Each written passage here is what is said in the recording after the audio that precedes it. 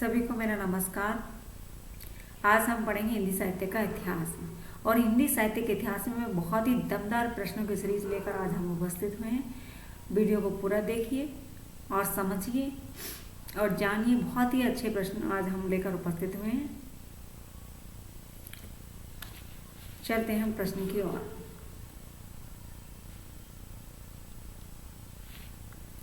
साहित्य के इतिहास के लिए इतिहास दर्शन संज्ञा का प्रयोग किस विद्वान के द्वारा किया गया है?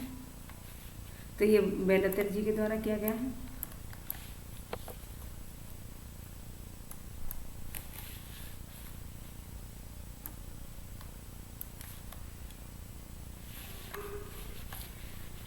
जबकि प्रत्येक देश का साहित्य वहाँ की जनता की चित्तवृत्तियों का संचित प्रतिबिंब होता है, तब यह निश्चित है कि जनता की चित्तवृत्तियों के परिवर्तन के साथ साथ साहित्य के स्वरूप में भी परिवर्तन होता चला जाता है। आदि से अंत तक इन्हीं चित्तवृत्तियों की परंपरा को परखते हुए साहित्य परंपरा के साथ उनका सामंजस्य दिखाना ही साहित्य का इतिहास कहलाता है। साहित्य के इतिहास के संबंध में उपरोक्त कथन किस विद्वान का है? तो ये आचार्य रामचंद्र शुक्ल जी का है।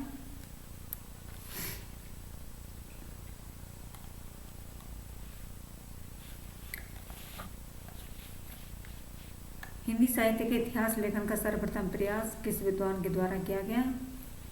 तो ये तो आप लोगों को पता होगा। गारसद तासी के द्वारा सन 1839 ईस्वी में सबसे पहले प्रयास किया गया।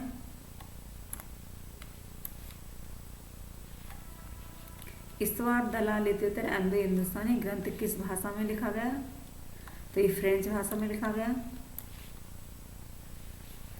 इस्तवार दलाल इत्योत्तर एंग्लो हिंदुस्तानी नामक ग्रंथ इतिहास ग्रंथ के लेखक कौन थे? तो ये भी अभी पढ़ा था। अभी गारसद तासी थे।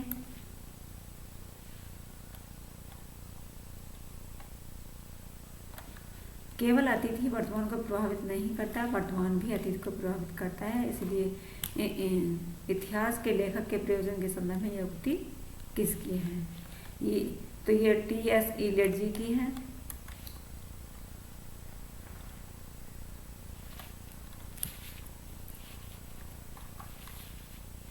सन 1888 में एशियाटिक सोसाइटी ऑफ बंगाल की पत्रिका के विशेषज्ञ के रूप में हिंदी साहित्य के किस इतिहास ग्रंथ का प्रकाशन हुआ था?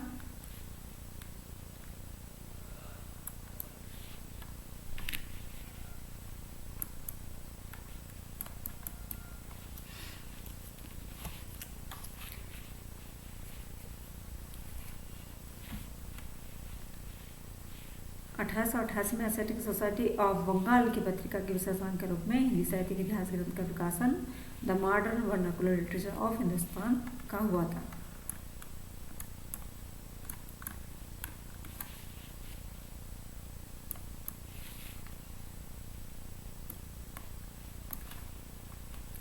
चलते हैं अगले प्रश्न की ओर।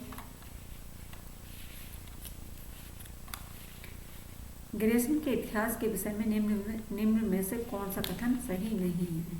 यानी पूछ रहे हैं ग्रेसन के इतिहास के विषय में निम्न में से कौन सा कथन सही नहीं है। आप क्वेश्चन को सही देखिए, क्योंकि जल्दबाजी में सही नहीं पढ़ा जाता, सही पढ़ लिया जाता है, इसलिए आप क्वेश्चन को सही देखिए। तो ग्रंथ का काल खंडों में विभक्त किया गया है। प्रत्येक अध्याय का काल विशेष का सूचक है। इस ग्रंथ में आधार स्रोतों का उल्लेख किया गया है, काल का विभाजन नहीं किया गया है। तो यहाँ पर ये काल का विभाजन नहीं किया गया, ये गलत है, क्योंकि काल का विभाजन किया गया है। सबसे पहले ही ग्रेसन जी ने काल का विभाजन किया था, कवियों का वर्गीकरण काल के अनुसार किया था।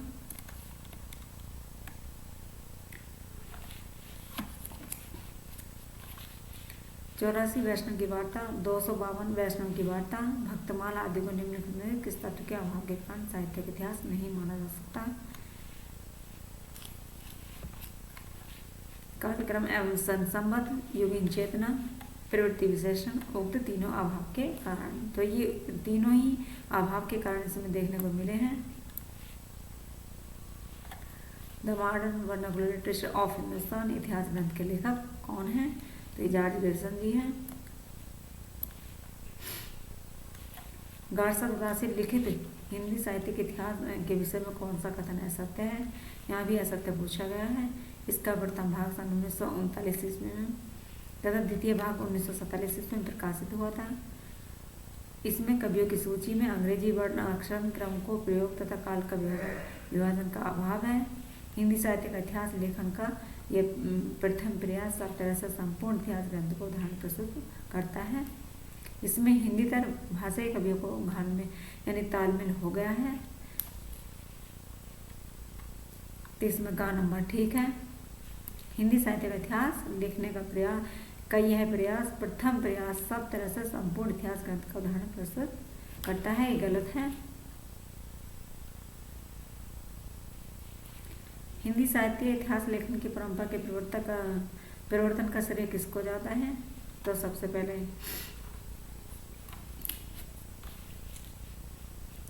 गारसा दत्तासी को जाता है।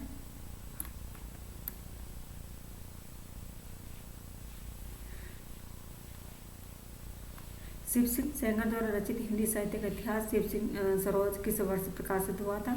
तो इस सन 1883 में प्रकाशित हुआ था। साहित्य के इतिहास लेखन की विधेयवादी पद्धति से तात्पर्य है वर्णमाला के अक्षर क्रम से कृतिकार का परिचय, द्वंद्वात्मक भौतिकवाद के सिद्धांत पर आधारित काल के क्रमानुसार कवियों का परिचय, जातीय परंपरा व राष्ट्रीय सामाजिक वातावरण एवं विश्लेषण।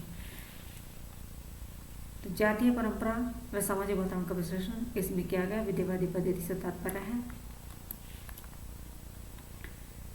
मिश्र बंधुओं ने मिश्र बंधु विनोद ग्रंथ में कितने कवियों का विवरण दिया है? तो इसमें लगभग 5000 कवियों का यानी कि 4991 कवियों को इसमें कवियों का विवरण किया गया है, इसलिए लगभग 5000 इसको माना गया है। मिश्र बंधु विनोद के प्रथम 3 भाग का प्रकाशन यानी कब प्रकाशित हुए थे, यानी 3 भाग का प्रकाशन कब हुआ था? तो सन 1913 ईस्वी में हुआ था।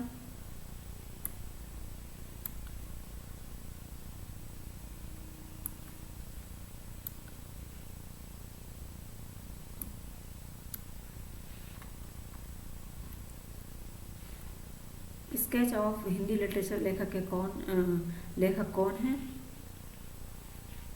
तो पादरी एंडरसन ग्रेव्स हैं।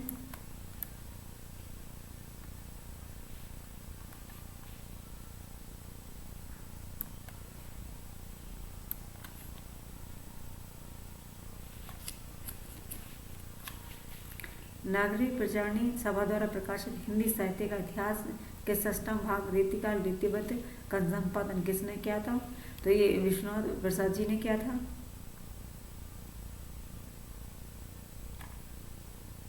सॉरी, डॉक्टर नगेंद्र जी ने किया था। ये हिंदी साहित्य का इतिहास किस संस्था के द्वारा प्रकाशित किया गया? तो ये नागरिक प्रचारणी सभा के द्वारा प्रकाशित किया गया काशी में। मिश्र बंधुओं द्वारा लिखित हिंदी साहित्य का इतिहास संबंधित है, तो उनका नाम पूछ रहे हैं। मिश्र बंधु विनोद नाम है उनका।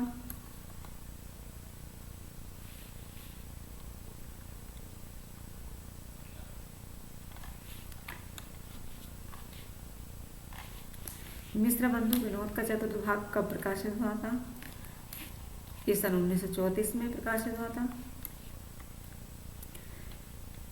गारसा दत्तासी द्वारा लिखित हिंदी साहित्य लिखित इतिहास ग्रंथ का नाम है, तो ये आपको पता ही होगा, इस्तवार दलालतीतर अल हिंदुस्तानी।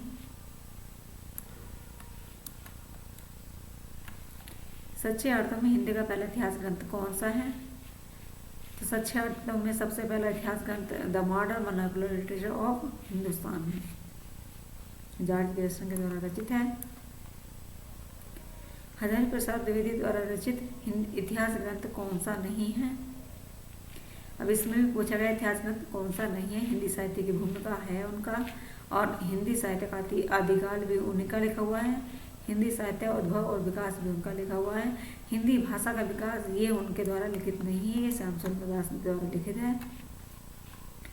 गारसा दत्तासी के इस्तवार द लिटरेचर एंग्लो हिंदुस्तानी नामक ग्रंथ का एंग्लो साहित्य का इतिहास नाम से अनुवाद किसने किया था? तो तो ये डॉक्टर लक्ष्मी सागर वार्ष्णेय जी ने किया था। ये अंग्रेजी से उन्होंने हिंदी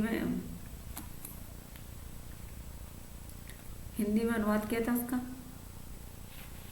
आचार्य शुक्ल का हिंदी साहित्य का इतिहास किस पुस्तक की भूमिका के रूप में लिखा गया है? तो ये हिंदी शब्द सागर की भूमिका में लिखा गया है।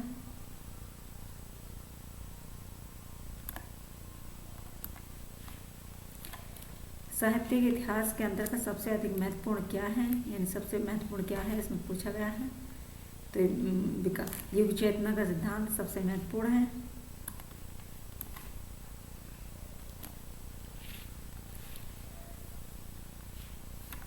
साहित्यिक इतिहास के अंतर्गत सबसे अधिक विवादास्पद क्या है, यानी सबसे अधिक विवादास्पद कार्य जो रहा है वो क्या रहा है?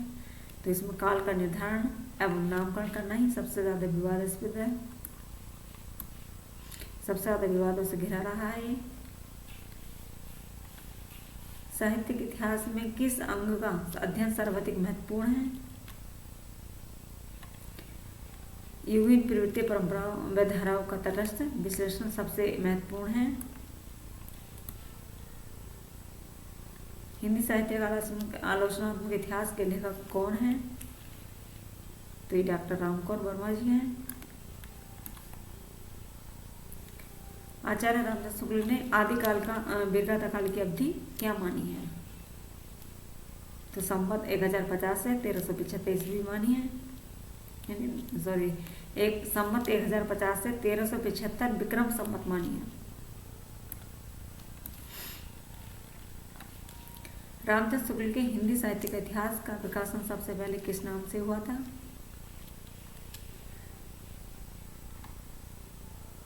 तो हिंदी साहित्य का विकास सबसे पहले उनका प्रकाशन हुआ था। रामदास शुक्ल का हिंदी साहित्य का इतिहास कब प्रकाशित हुआ था? तो सन 1929 में प्रकाशित हुआ था। मैं इस्लाम के महत्व को भूल नहीं रहा हूँ, लेकिन जोर देकर कहना चाहता हूँ कि अगर इस्लाम ना आया होता तो इस साहित्य भक्तिकालीन साहित्य का बाहर आना वैसा ही होता जैसा आज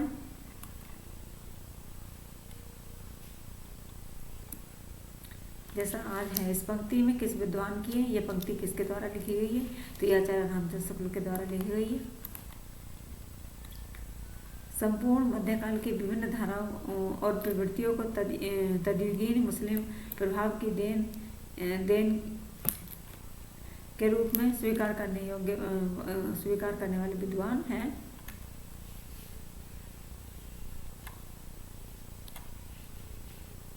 तो हजारी प्रसाद द्विवेदी जी हैं।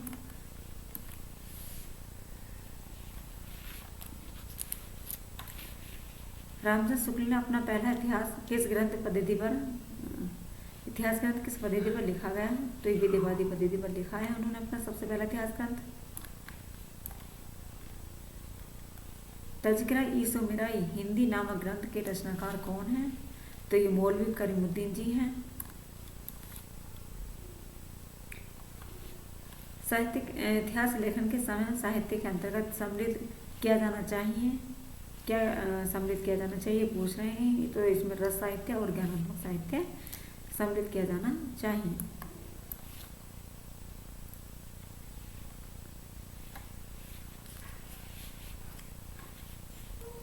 हिंदी साहित्य की भूमिका किसकी रचना है?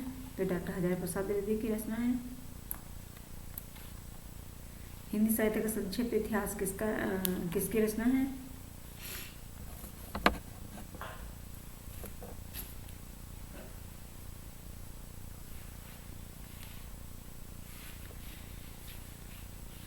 विश्वनाथ त्रिपाठी जी की रचना है।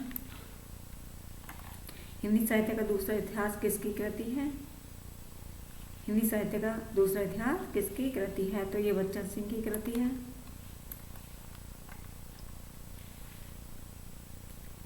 रचनाकारों एवं रचनाओं को एवं रचनाकारों को के साथ सम्मिलित कीजिए। हिंदी साहित्य का अतीत, हिंदी काव्य धारा, हिंदी साहित्य की कहानी और आधुनिक साहित्य। तो हिंदी साहित्य का अतीत लिखा है राहुल संस्कृताय जी ने, विश्वनाथ जी ने। हिंदी काव्य धारा लिखी है राहुल संस्कृताय जी ने। और हिंदी साहित्य की कहानी लिखी है प्रभाकर माचवे जी ने, और आधुनिक हिंदी साहित्य लिखा है नंदुलारे वाजपेयी जी ने।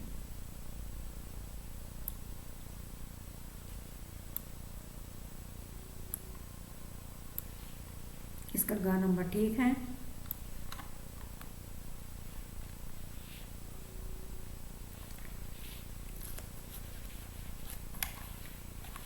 हिंदी साहित्य के इतिहास लेखकों में काल के अनुसार कवियों का वर्गीकरण सर्वप्रथम किसने किया था? तो काल के अनुसार जो कवियों का वर्गीकरण किया गया था जॉर्ज ग्रेसन जी के द्वारा किया गया था।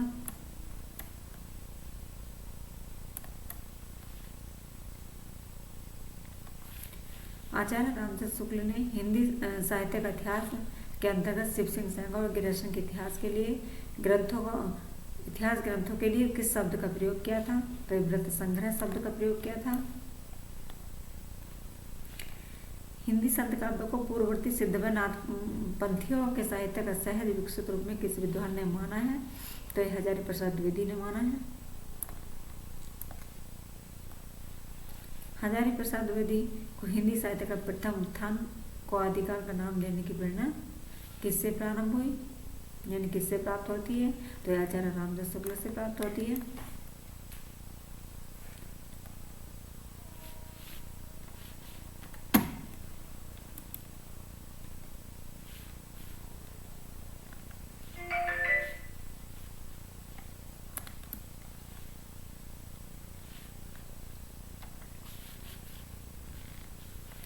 आचार्य रामदास शुक्ल के इतिहास ग्रंथ में सर्वाधिक विवादास्पद कालखंड रहा है।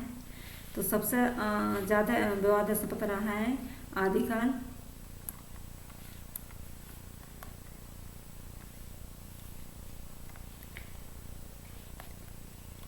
किस कालखंड तक विवेचन प्रस्तुत किया गया था? रामकौर वर्मा ने अपने आलोचनात्मक इतिहास में रामकौर वर्मा जी ने अपने आलोचनात्मक इतिहास में किस कालखंड का विवेचन प्रस्तुत किया है? तो इन्होंने भक्ति काल का विवेचन प्रस्तुत किया है। आरंभ में साहित्य के इतिहास का अर्थ होता है, यानी अर्थ है रचना व रचयिता का स्थूल परिचय प्राप्त करना। सबसे पहले आरंभ में साहित्य के इतिहास का अर्थ माना गया था रचना व रचयिता का स्थूल परिचय प्राप्त करना। साहित्य के इतिहास की लेखन पद्धति क्या होनी चाहिए? तो विकासवादी समन्वयवादी पद्धति होनी चाहिए।